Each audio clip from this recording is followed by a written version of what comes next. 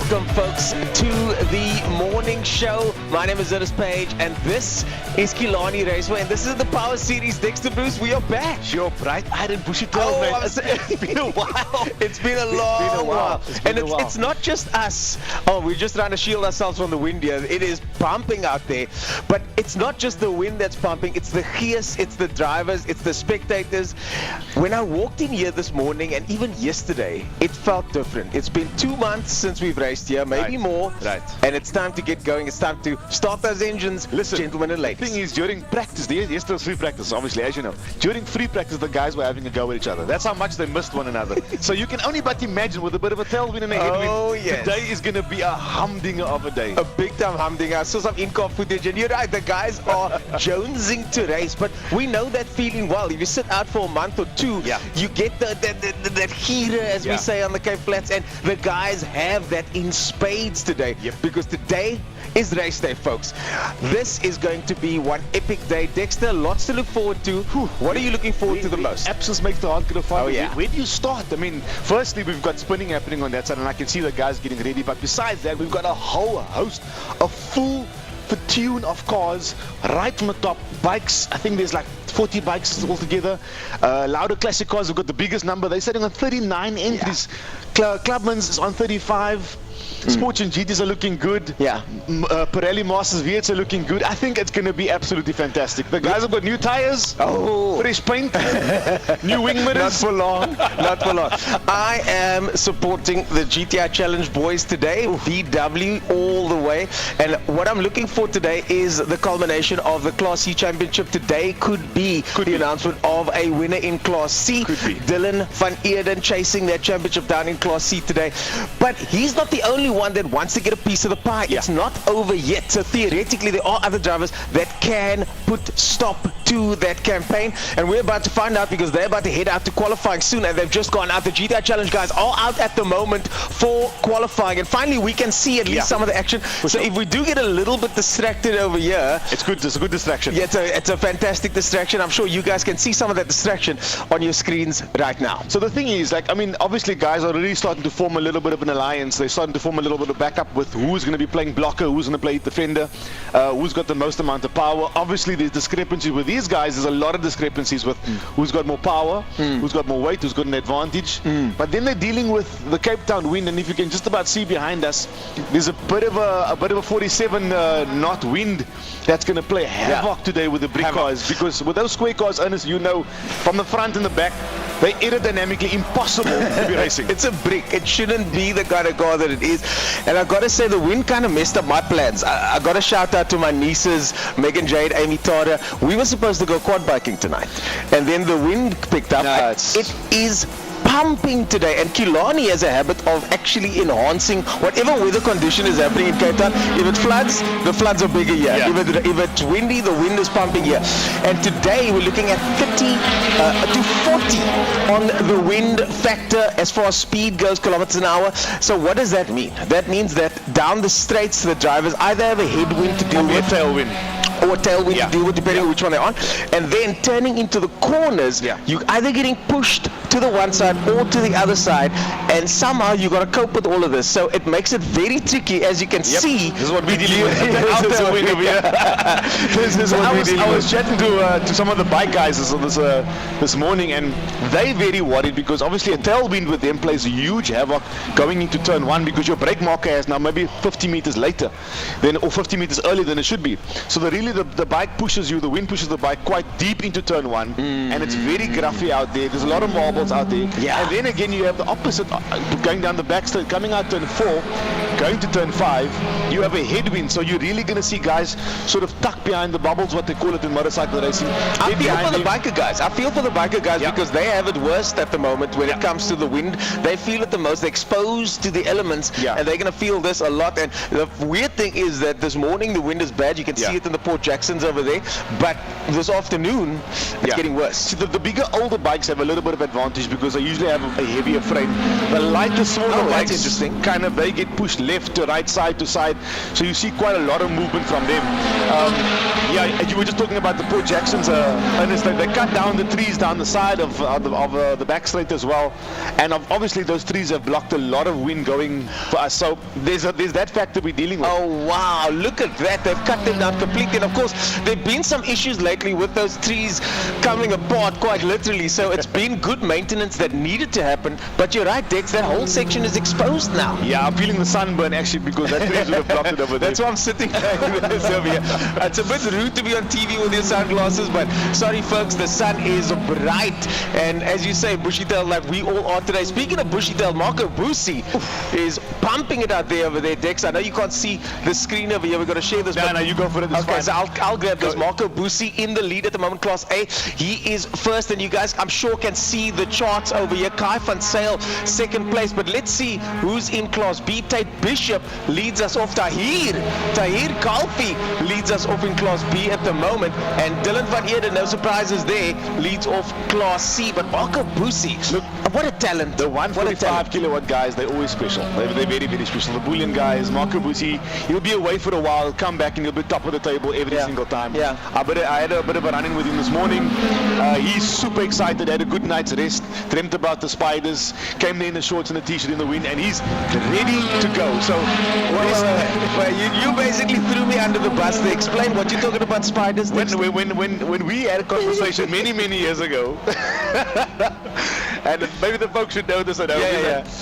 The night before you go racing, what is the one thing that you dream about? I used to, not anymore thankfully, but every time without fail, and it would be some obscure giant spider on my ceiling, and then the spider would attack me in the middle of the night, and now I'm awake. Did the spider have a 43 on it at all? That's his car number, by the way.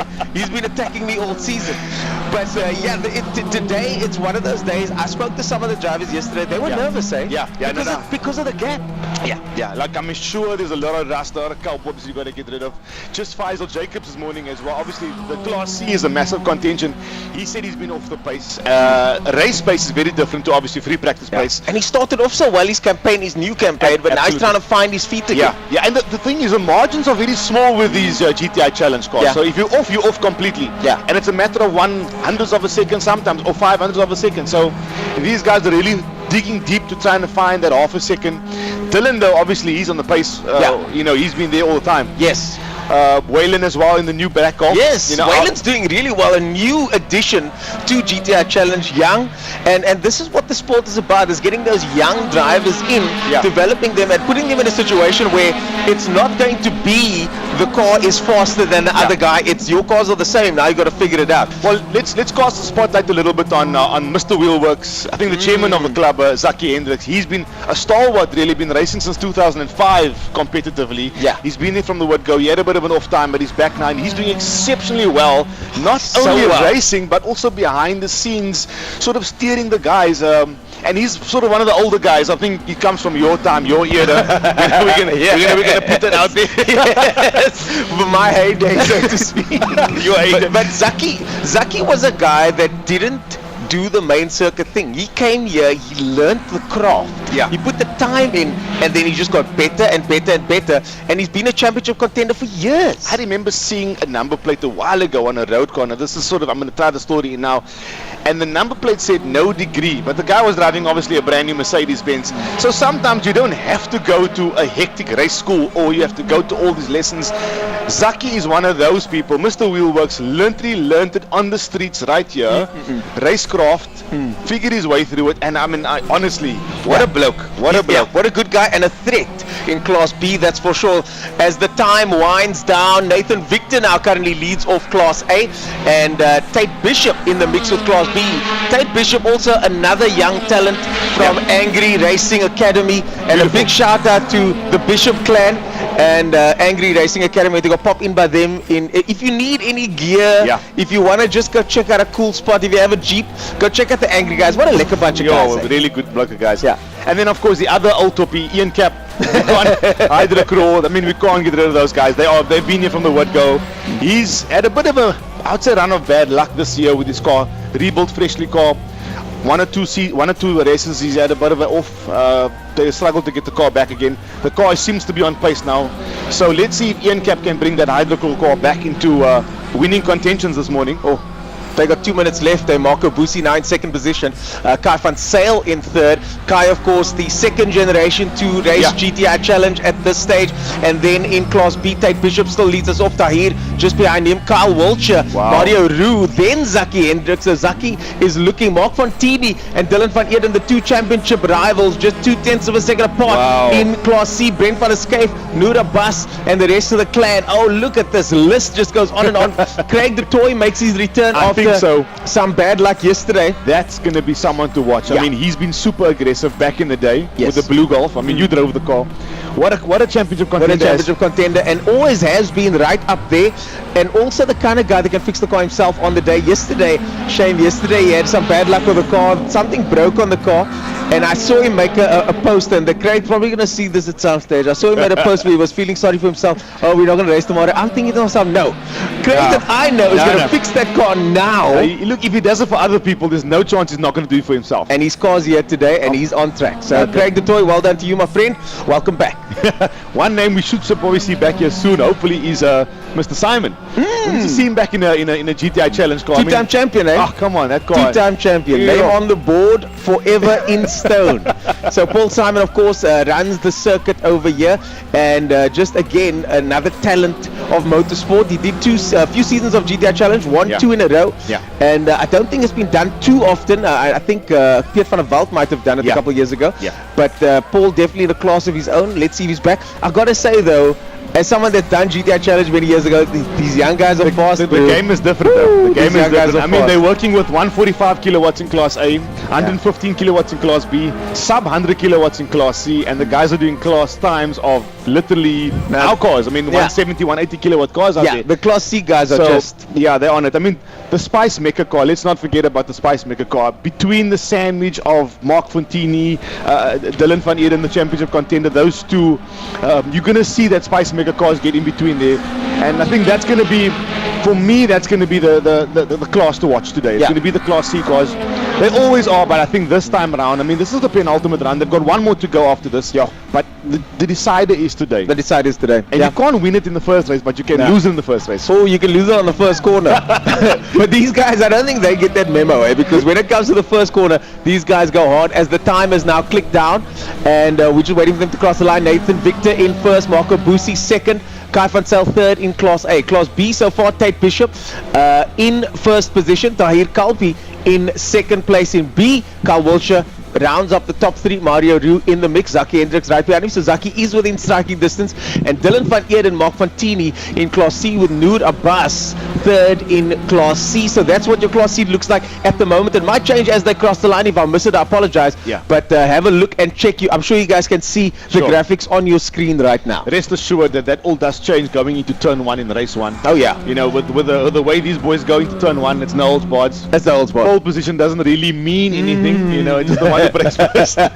And this is what they do. You got Tiny in the house over here, Tiny Brand in the house, and this is what they do. That first corner GTI Challenge, that's where everybody sits, because you know it's going to be action packed, and it's one of the main overtaking spots on the circuit. These guys' racecraft is so good, it's very difficult to overtake in other places, but they make a plan in turns 1, 2 and 3, and that's why a lot of people sit on the corner over there and watch the racing from that corner. So if you are coming to the circuit, make your way down to turn 1 for GTI Challenge. You will not be disappointed. Absolutely. And that's the end of challenge qualifying as it stands right now.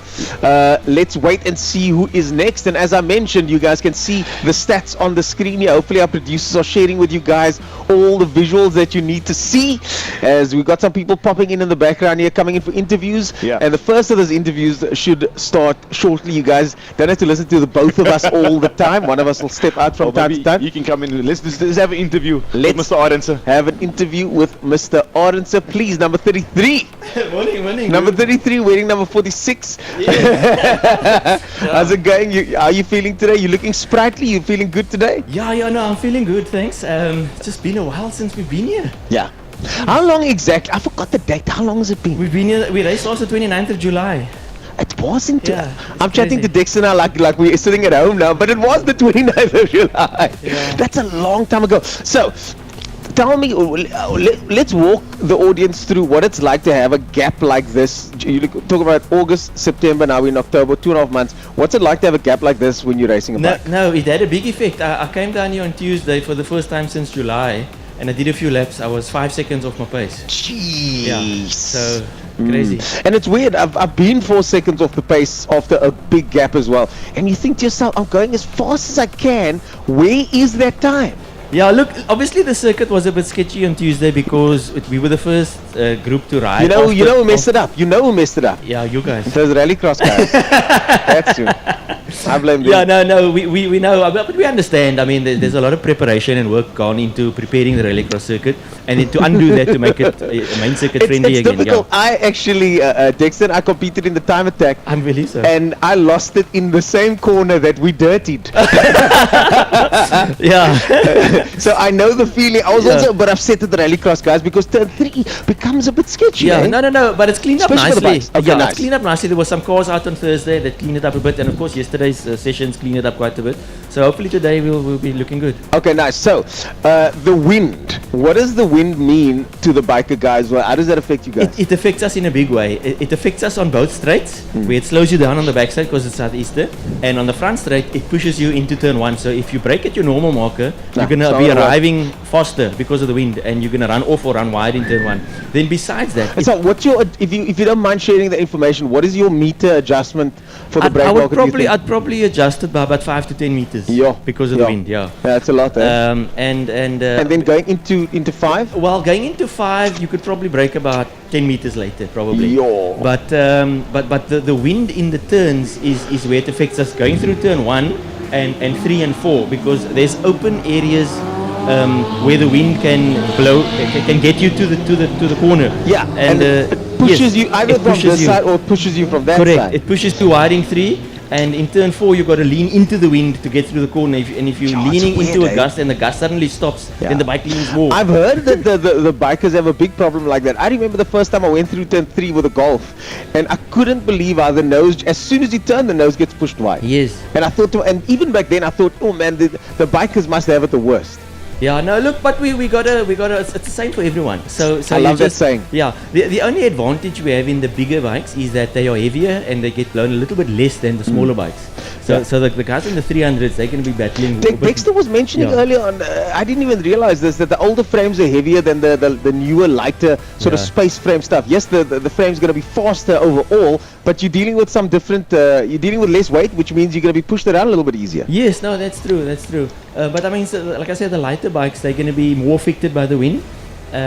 But also because I commute on a bike as well, and when you You're used to riding like this. Yes, but also I get the feeling that if you go to, like when I commute, okay, if you go too slow in the wind has a greater effect because now you try and battle to keep the bike upright. Whereas if you just go at 80 k's or 100 k's an hour, you're riding I through don't the know, wind. but I remember when Yeah. I had my scooter trying to go faster in the wind on the Vaal Drive. Yeah, that but wasn't look, like- it's one of those things. It's summer in Cape Town. The southeaster blows. We got to live with it. we got to live with it. That's Yeah. one of the things, and it's just another element that adds to the spectacle, that adds to the experience for Yeah. the spectators and the racers. I love it when there's a little bit of spice thrown into the mix. Yeah, it keeps no. things interesting. No, for sure. But we actually had to qualify yesterday, so the superbikes are done with qualifying. But the other two classes are qualifying this morning. And so- how did the Superbike qualifying go for you? For me, it didn't go that great. I'm a second and a half off my pace, but yeah, I'm hoping to make up a little bit of that today. Yeah, I'm sure. Try and push a bit harder. It's better than when you started. Yes, So yes. let's see who's out at the moment. We've got Formula Libre out at the moment. Darren Liebenberg leads us off at the moment. Still early day. Oh, they got 2 minutes left. We were talking a lot, eh? We were talking a lot. So yeah, I'm going to bring Dexter in again. Mr. Orense, thank you so much for joining us. Good luck today. Thank you very I hope much. the 33 performs like the 46 usually That's does. it. That's it. We also do. Thanks for having me. Cheers. man. Bye bye. Bye-bye. So there we go. We've got Formula Libre out at the moment. Darren Liebenberg leads us out in Class C. Cyril Somerville in there as well. Zane in Class V. Ricky Anderson, the second generation Anderson. Kelly Fletcher, a previous race winner. DJ Boyson right at the back of the moment. I don't think he's done a lap yet. So they've only done 2 laps at the moment. Okay, I see. Okay, we've got 7 minutes to go. I thought so. That was only the time that's elapsed is 3 minutes. They've got 7 minutes to go. So still plenty time to go for the Libre guys. They got time. No, they're kind of figuring it out still. I think the wind is also going to play a little bit of havoc with them, but they stand the best chance. I mean, they're the most aerodynamic cars that we have. Yeah. But you do feel with the Libres, you do feel the wind push on the aero, especially on the side, those flaps on the side. Yeah. It pushes on the side through turn 3, and it takes a bit of getting used to. But most of these guys are quite seasoned. Yeah. We'll go check to them later on and find out if there are any drivers that are finding their feet here today.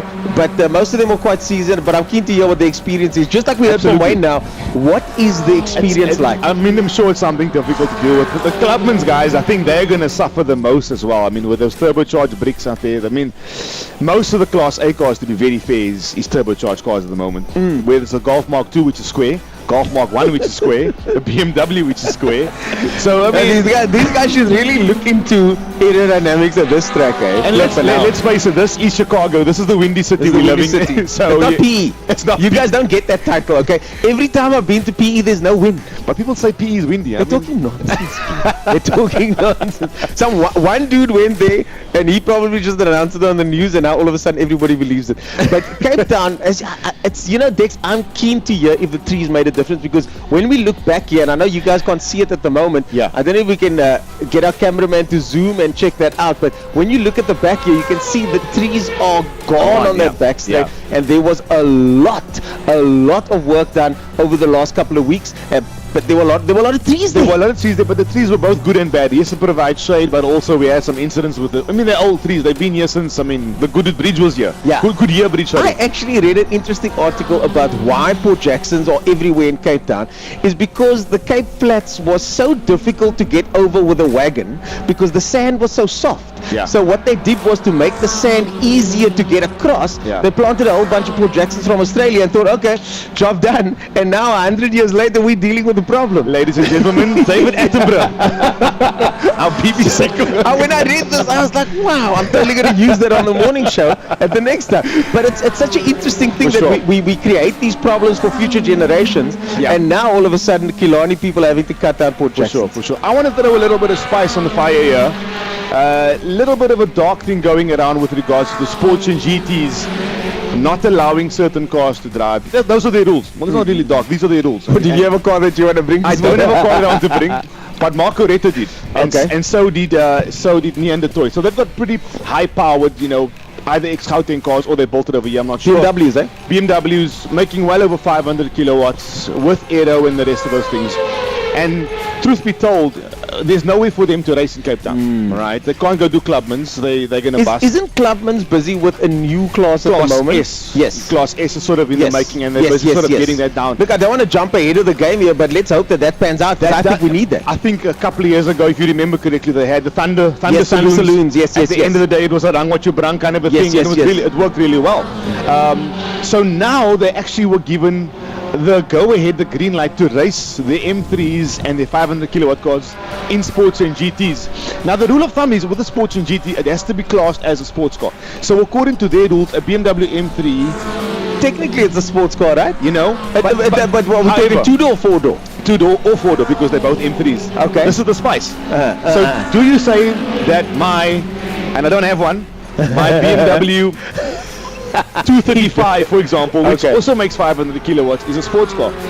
And somebody did actually approach Steve. Nah, but a 235 was most now not an M car. Well, because the M car is the sports car. This one's of mine. I'm creating a story here. This one of mine's got a 2J in, and it's got the best suspension. It's a 2-door sports car. Because so what are the rules with regard to the car being an original sports car from the factory? So if you go into Wikipedia, you'll see most coupes are sports cars. Yes. Right? And 350Z type is a sports car, but so is an M3 and so is a 235. So this is kind of the grey area. Ooh. And I think they're just sort of getting past that now, where for the first time ever, they've actually allowed a BMW M3 with high power to race with them. So today is the very first time Wait. They let Neon the toy race with them. They actually letting Marco Retta. I hope the rest of them like coming second, third, and fourth. Now, However, do you know the thing is that with the sports GTs, they're doing 113s, 112s, 111s. You're dealing with a Janetta. There's a new car. Mike Bavari's got a LSX powered BMW Z4. Wow. That thing's making 550. Marco Retta's brand new E46 is making who knows what. It can turn the earth around. Wow. You've got W Bear in his Lotus Exige. Wild Rose. Wild Rose, boys. And then of course, you know, so the Sports and GTs today is going to be a bit of a deciding factor as to how well they treat this BM3 and how well it does. I've chatted to Marco Retta downstairs and he said, look, he's going to tread a little bit lightly, he doesn't want to tip on anybody's toes, and he's going to just drive to survive today. Yeah. We know that once you do that, the drive to survive, I mean, we had a good conversation around walking around here. Yeah. And then that happened. And then the word ready to race came on. Yeah, the two of us did rallycross together, and we've been doing rallycross together. And when the helmets are off, it's all high fives. But as soon as the helmets come on, then it's this. I never saw the checkered flag. I saw a bull with a target thing. Yeah, exactly. And you can't blame the guys because it's motorsport. That's the thing. They say they. I love the quote. There are only 3 sports in the world: motorsport, bullfighting, and combat sports. The rest are all games. Yeah, no, for sure. The rest are all games. You're For playing sure. with a ball. For sure. I love rugby as much as the next person, but this is a sport of it's a combat sport in a way because you put on your protective gear and you go out there and do battle, and that's what these guys do. Speaking of battle, as we go to Formula Libre over here. I've got DJ Boyson now leads us off again. He's back on top. Darren Liebenberg in second position in Class C. So DJ Boyson, I think the lone Class S car here at the moment. Rainer Pence in third place in the 65. Kelly Fletcher in there as well. Ricky Anderson in there as well. You guys can see your names on the list. But DJ Boyson, no surprise, 122. 122 is not bad, but I'm sure I think DJ can definitely go faster than that. Well, I think he's the only one up there now at the moment. So he's going to probably be sandbagging and not risking it all as well with this win. It is qualifying. Maybe something is not right to the car, but I'm sure he can do much better times than that. I think it's a good time to bring in Frankie. Frankie should be standing in the wings. Oh yeah, Frankie here. I gotta say, Dexter, you and I are both commentators in the Western Province. Nobody can compare to Frankie. But I gotta say, I've got a favorite commentator, and I'm not even just saying this because the man's standing right here. I'm saying this because he is my favorite commentator around these parts, Mr. Frankie Yennis. I'm gonna hand it over to Frankie now. Frankie, an absolute pleasure to have you in the studio. Please join my friend Dexter over there. Thank you. Oh, jeez. Oh, it's always nice to put the face to the voice. This feels good. It feels good. It's finally nice to sit next to you and chat to you. I haven't interviewed you for a while. It's been a while, eh? It's been a while. I've always missed you. I mean, listen, Rallycross is finished. We're here now at local level, regional level. We were just saying how exciting the guys have been. But before we get there, what was it like? Just give the people out there, what was it like doing the whole World Rallycross commentary?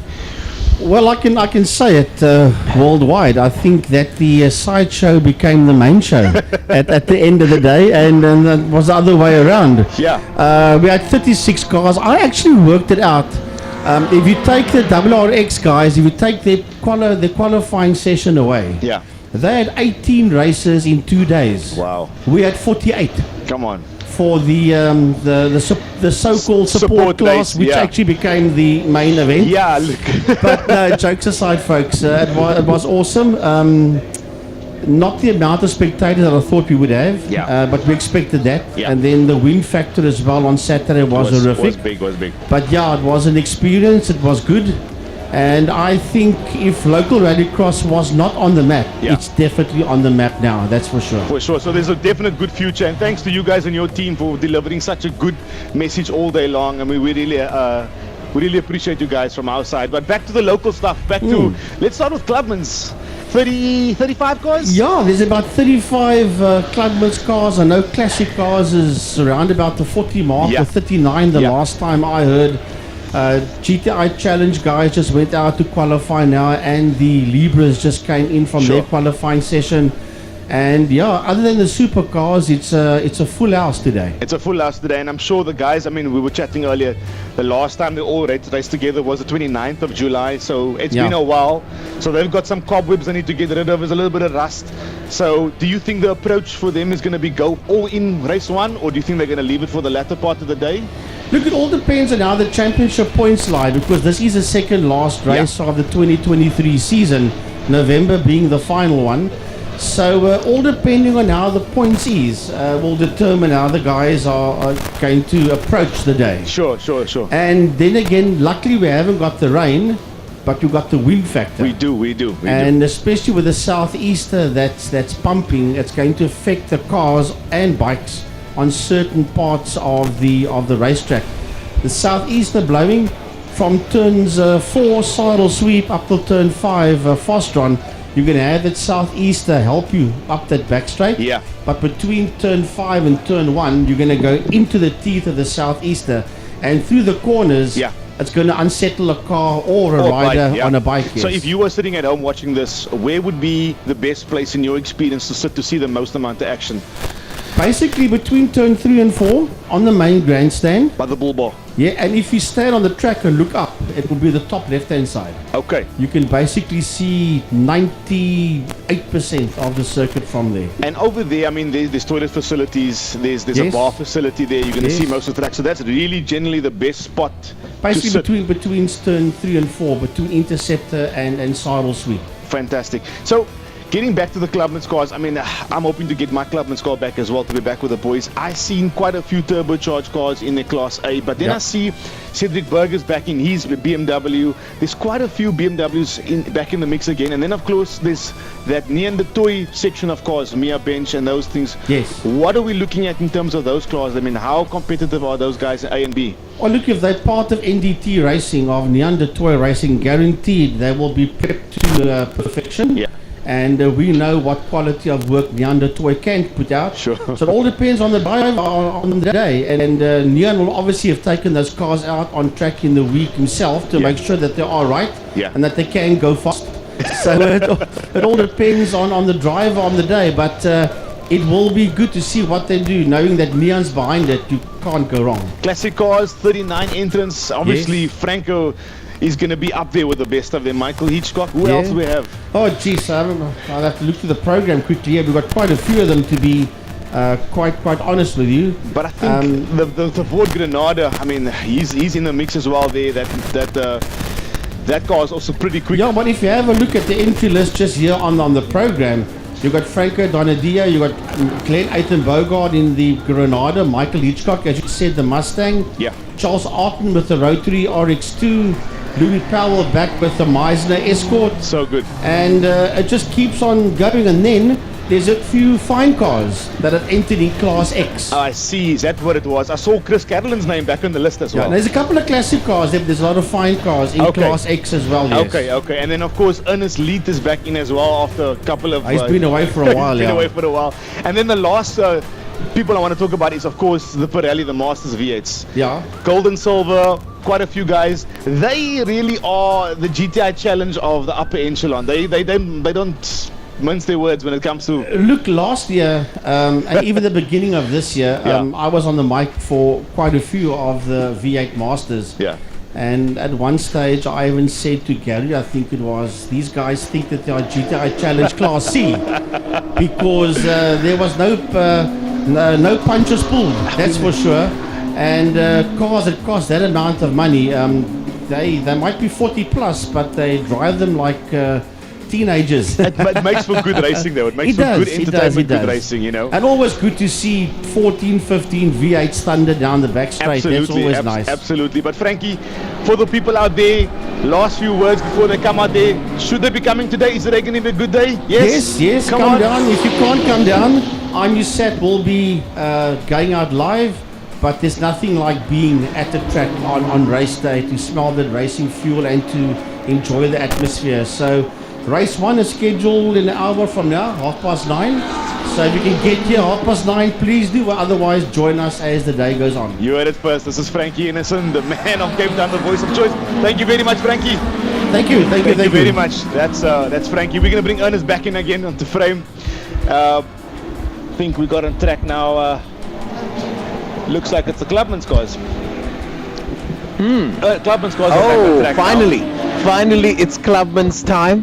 Finally, it's Clubman's time. The Tin Top Boys. The Tin Top Boys and the Tin Top Boys today are going to be pushing it, because you know the thing I like about those cars is that the front running guys are incredibly fast. It's incredibly close. The fields are big, and then you've got a dice happening everywhere. You could be class E, class D. You've got a dice happening everywhere. And at the moment, speaking of dicing, we're waiting for our results here. If I can just get my producer to have a look at this pad over here, because the iPad's not working, we could just get that sorted out if you don't mind. What I like the most about Class A, Ernest, is you have Uncle Jesse Haggard. We're going to call him, you know, they call themselves the Old Toppie Racing Team. Yeah. 13-inch rims, normally aspirated motor, doing the times. Yeah, and he doesn't want to change it there. He likes his car, he likes the way his car drives, he wants to be competitive against the Turbo Boys. 191 kilowatts, and he's delivering fantastic times against 350 kilowatt BMWs. And that's the beauty of Tin Top Racing, Clubman's Racing. You have all of these different sort of cars that we can relate to, Ernest. These are cars that you and I can actually own and buy, and our family members drive, you know. So it's really very relatable form of motorsport. Yeah. And again, I mean, Ewald 20 Baylan- cars, that's what it is. I mean, leading off at the moment here, we got Kosi Swanepoel in the mix. Someone that both of us raced against recently. Friend and foe. Friend. Yeah, so in-joke, you're not allowed to do in-jokes on these types of platforms. But let's What give it is. What it is, we raced against Kosi Swanepoel the other day. What an honor. I eh? made the mistake, it's a good mistake, of Yeah. phoning him and saying, we need you to race. Yeah. And then it ended up actually being to my demise. Yeah, the two of them came together twice. Yeah, so- But what a driver, what a personality. He races with the brain. He races with a brain, and it was just an honor to share the track with him, and I'm sure the same can be said for the rest of the guys out there. Imad Modak in the mix, Niyaz Modak, Cody Alberts, Jesse Haggard, Shane Smith, Bassi Berger. I mean, the list goes on and on. All of these are known names. Speaking of known names, we got DJ Boyson over here from Deco Racing. We're going to pull him in. Dexter, I think it's time for you to get out the sun for a little bit. And my turn to chat to one of our racers over here. Hoe gaan het, man? Alright, yourself. Lekker. Just out of breath. We had so long period off, so I'm a little bit unfit now. But people don't understand how physical it is to drive those Formula cars. You're, of course, leading off Formula Libre at the moment. What's it like? And this is the question and the theme for this morning.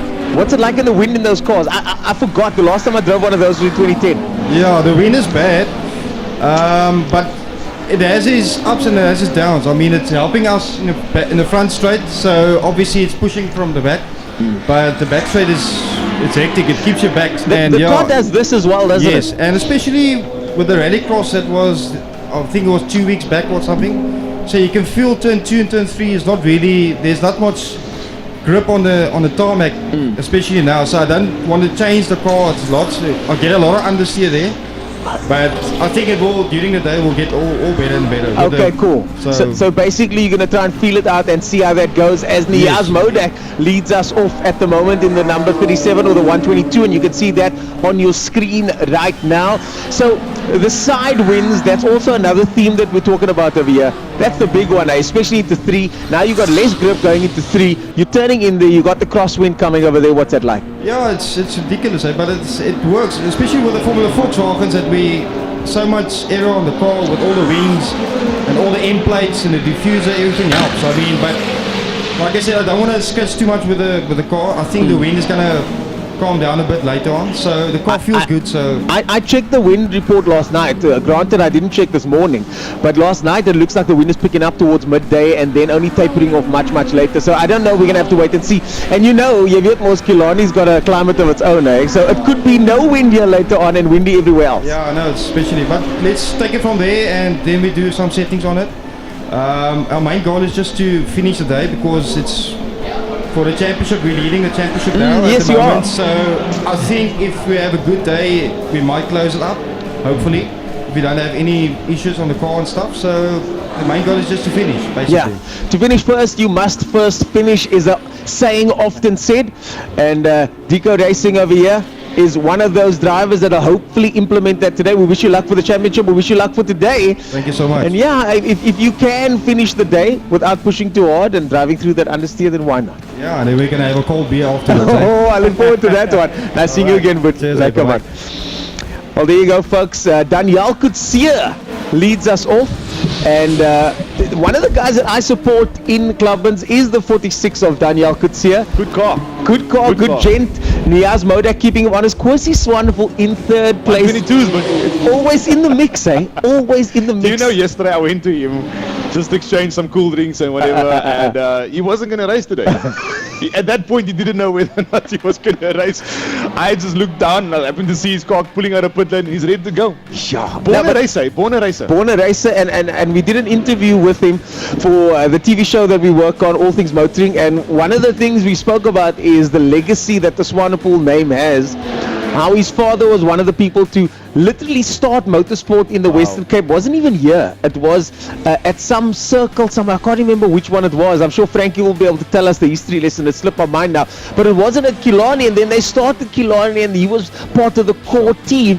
And Kwesi was saying since as far back as he can remember, he's been running around here in Killarney, practicing at the go-kart track. He said they did some sneaky things where they had to move cars from that side, but then they actually race it around the track when he was younger. So Kwesi Swanepoel, a name that rings true here at Killarney, and It's once furniture. again, top of the bill there in third place. Let's go see what Class B's up to. Andre Diedrichs in Class B leads us off there. Oh, that car is beautiful. It's the Camel E30 with an M3 body kit. Wow. It is absolutely beautiful. Wow, I'll go check that out. So we've got to finish up soon as the rest of the commentary team start making their way up. If we can just get an indication of how many minutes we need to go, then we can wrap this one up over here. We've got 2 minutes left on screen. 1 2 1 2. So, I think that you just want to unmute. I am. Everything seems on. Apparently, our audio seems to be down here. I think our audio is going to be down. We're going to cut this one off and start sending it back up to the commentary team. Let's hear from. Let's see if we can hear you. I think 1 2. Come. Yeah, let's you Dexter, if you wouldn't mind sending us off just in case. We're going to say goodbye now. Over to you, Dex. So if you're out there and you want to come out to the track today is going to be a really good day. It's the penultimate round. There's one more to go after this. The guys are going to be ready to go. The wind has definitely settled down just a little bit. Between turn 3 and turn 4, that's going to be the best spot. Bring your family, come and braai. The hill is available. There's plenty braai spots. Of course, entertainment for the kids, that's what we love. The racing is going to be epic. Well over 150 vehicles and motorcycles racing today. Yeah. Bring it in. It's going to be absolutely amazing. And we're going to see you guys at the lunchtime show.